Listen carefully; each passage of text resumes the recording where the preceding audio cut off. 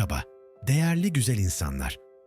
Buraya geldiniz çünkü hayatınızın bazı dönemlerinde bu tür insanlarla karşılaştınız ve kimi zaman mecburiyetleriniz yüzünden onların değersiz egolarını ve üstünlük kurma çabalarını görmezden geldiniz.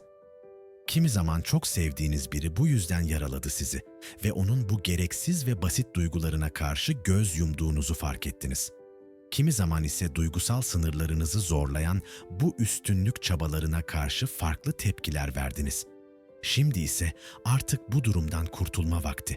Geçmişte gereksizce yıpranmış zihnimizi iyileştirme ve kendimize önem verme zamanı.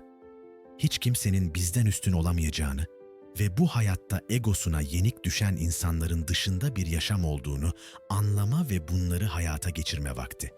Şimdi buraya odaklanın ve geçmişte yaşadığınız o yorucu kaosu arkada bırakın.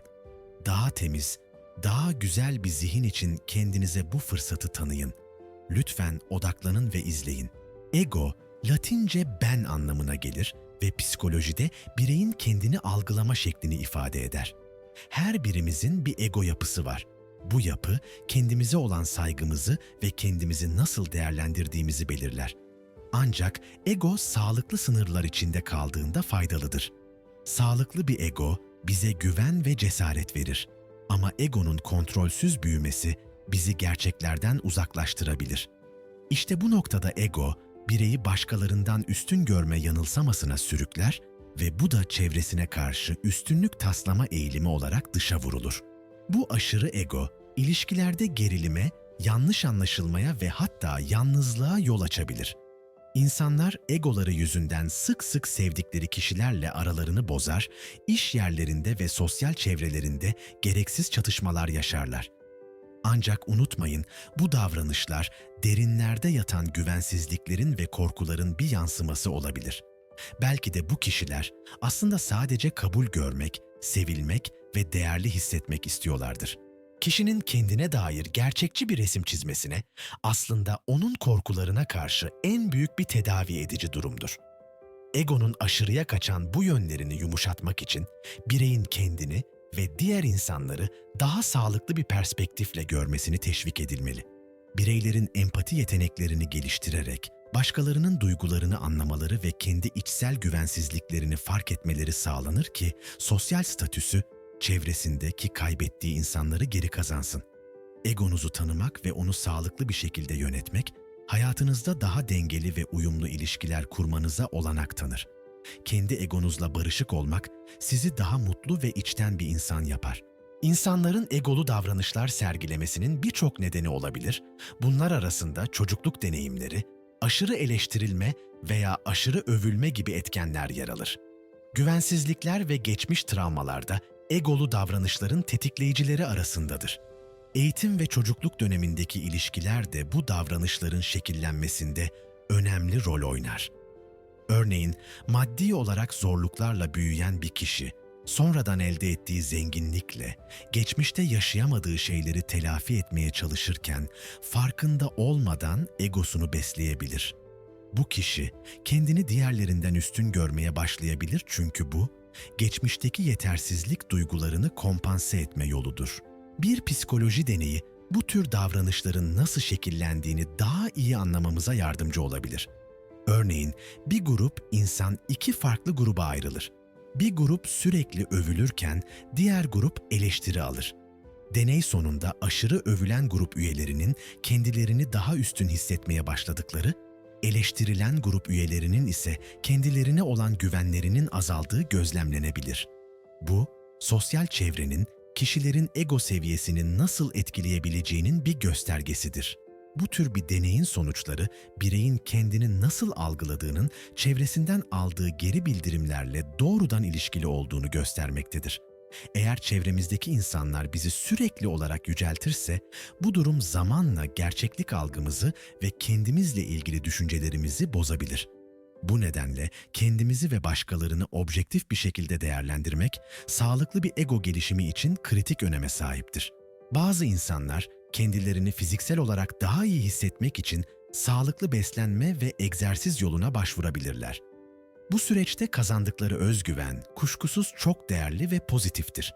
Ancak bazen bu özgüven bireylerin kendilerini diğerlerinden üstün görmelerine neden olabilir. Özellikle vücut geliştirme gibi fiziksel değişikliklerle uğraşan kişilerde bu durum gözlemlenebilir. Bu kişiler elde ettikleri yeni fiziksel görünüşle övünmeye başlayabilir ve diğer insanları fiziksel özelliklerine göre yargılamaya eğilimli olabilirler. Burada önemli olan elde edilen bu yeni özgüvenin başkalarını küçümsemek yerine kişisel gelişim ve olumlu ilişkiler için bir araç olarak kullanılmasıdır. Herkesin farklı yollardan ve farklı hızlarda ilerlediğini kabul etmek, her bireyin kendi içsel ve dışsal mücadeleleri olduğunu anlamak, bu tür bir üstünlük duygusunu dengede tutmaya yardımcı olabilir. Özgüven kazanmak kişisel bir zaferdir ve bu zaferi etrafınızdaki insanlara ilham kaynağı olarak sunmak, onları aşağılamak yerine desteklemek gerçek bir liderlik örneğidir. Kendi başarılarımızı, başkalarının hayatlarını olumlu yönde etkileyebilecek bir kuvvet olarak kullanmak hem bireysel hem de toplumsal anlamda büyük bir fark yaratabilir. Bu hem kendimize hem de çevremizdeki insanlara duyduğumuz saygının bir göstergesidir. Egolu olmak ve sonradan görme davranışları arasındaki ilişki hem psikolojik hem de felsefi açıdan ele alındığında daha derin bir anlam kazanır. Psikolojide bu tür davranışlar sıklıkla yeni statü kazanımı sendromu olarak adlandırılır. Yeni bir sosyal statü veya maddi imkanlar kazanıldığında, bireyler bu değişikliği kendi kimliklerinin bir parçası olarak görmeye başlarlar. Ancak bu süreç, kişinin kendini diğerlerinden üstün görmesi ve bu yeni kimliği koruma ihtiyacı hissetmesiyle karmaşık bir hal alabilir. Stoacı felsefe ise egolara ve dışsal başarılara dayanan kimlik oluşumunu eleştirir. Stoacılık, Epiktetus ve Marcus Aurelius gibi düşünürler aracılığıyla dışsal kazanımların kişisel değerimizi belirlememesi gerektiğini vurgular. Onlara göre gerçek değer, dış koşullardan bağımsız olarak içsel erdemler ve karakter gelişimi ile ölçülür. Bu bakış açısı, bireyin yeni kazandığı statüye rağmen alçak gönüllülüğü ve içsel değerleri önceliklendirmesini teşvik eder. Örneğin, bir kişi ekonomik olarak zorlu bir geçmişten gelip zenginlik kazandığında, Stoacı öğretiler bu kişiye maddi kazanımların geçici ve dışsal olduğunu hatırlatır. Gerçek mutluluk ve değer, bu kazanımların ötesinde kişinin kendi kontrolü altındaki erdemlerde yatar. Bu, bireyin kendini diğerlerinden üstün görme tuzağına düşmesini engelleyebilir ve daha dengeli, sağlıklı bir öz kimlik gelişimine yardımcı olabilir. Bilişsel davranışçı terapi teknikleri, kişilerin düşünce yapılarını ve gerçekçi olmayan inançlarını sorgulamalarına yardımcı olurken, Stoacı öğretiler, dışsal başarıların kişisel değer ölçütü olmamalı olduğunu hatırlatarak içsel bir merkezden yaşamayı önerir. Bu yaklaşımlar, egolu davranışları sadece tanımlamakla kalmaz, aynı zamanda onları dönüştürmek için de yol gösterir. Egolu kişilerle başa çıkarken etkili ve sağlıklı stratejiler geliştirmek, iletişimimizi güçlendirebilir ve kişisel sınırlarımızı korumamıza yardımcı olur. İşte bu konuda iki kesin çözüm, empati kurma ve anlayış geliştirme. Empati, egolu kişilerin davranışlarının altında yatan nedenleri anlamamızı sağlar. Bazen bu kişilerin gösterişli ve baskın tavırları derinlerde yatan güvensizlik veya korkulardan kaynaklanabilir. Egolu bir kişiyle karşılaştığınızda onların neden bu şekilde davrandıklarını anlamaya çalışın. Bu süreç onlara karşı daha anlayışlı ve sabırlı olmanıza olanak tanır. Örneğin egolu bir iş arkadaşınızın aslında yeni projelerde başarısız olma korkusu taşıdığını fark etmek, onunla daha yapıcı bir iletişim kurmanızı sağlayabilir. Net sınırlar belirleme.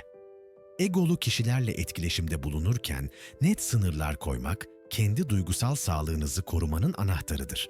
Sınırlarınızı belirleyin ve bu sınırları net bir şekilde ifade edin. Bu, diğer kişiye hangi davranışların kabul edilebilir olduğunu ve hangilerinin olmadığını açıkça gösterir. Örneğin, egolu bir arkadaşınıza sürekli eleştirilerde bulunmasının ya da sizin başarılarınızı küçümsemesinin kabul edilemez olduğunu nazikçe belirtebilirsiniz. Sınırlarınızı açıkça ifade etmek, ilişkinizin daha sağlıklı bir zeminde ilerlemesine yardımcı olur. Bu stratejiler, egolu kişilerle olan ilişkilerinizi daha sağlıklı ve dengeli bir hale getirebilir. Empati ve net sınırlar bu tür zorlu ilişkilerde güçlü bir temel oluştururken, aynı zamanda kendi öz saygınızı ve duygusal esenliğinizi korumanıza da olanak tanır. Unutmayın, her birimiz benzersiziz ve içimizde derin bir değer yatar. Kendi içsel gücümüzü keşfetmek ve egonun ötesine geçmek daha sağlıklı ve mutlu bir yaşam sürmemize yardımcı olur. Bu yolculukta başkalarının eleştirilerine karşı dayanıklı olmayı öğrenin. İster aile bireyleri olsun, ister arkadaşlarınız, eleştirileri yapıcı bir şekilde ele alın. Ancak eğer bu eleştiriler ruhunuzu bunaltıyor ve sizi gereğinden fazla sıkıyor ise, kendinizin kaptanı olma zamanı gelmiş demektir. Şu var ki çevremiz bizi iyi de olsak, kötü de olsak yargılayabilir. Ancak siz bu yargılardan sadece size fayda sağlayacak olanları alın, geri kalanını ise bir kenara bırakın. Bu sizi daha güçlü kılar ve kendi yolunuzda ilerlemenize yardımcı olur. Kendi değerinizin farkında olun, kendi benzersiz yolunuzu çizin ve bu yolculukta hep güçlü ve bilinçli kalın. Eğer bu videoyu faydalı bulduysanız, lütfen beğenmeyi ve daha fazla içerik için kanalıma abone olmayı unutmayın. Yorumlarınızla deneyimlerinizi ve düşüncelerinizi paylaşın, hep birlikte büyüyelim.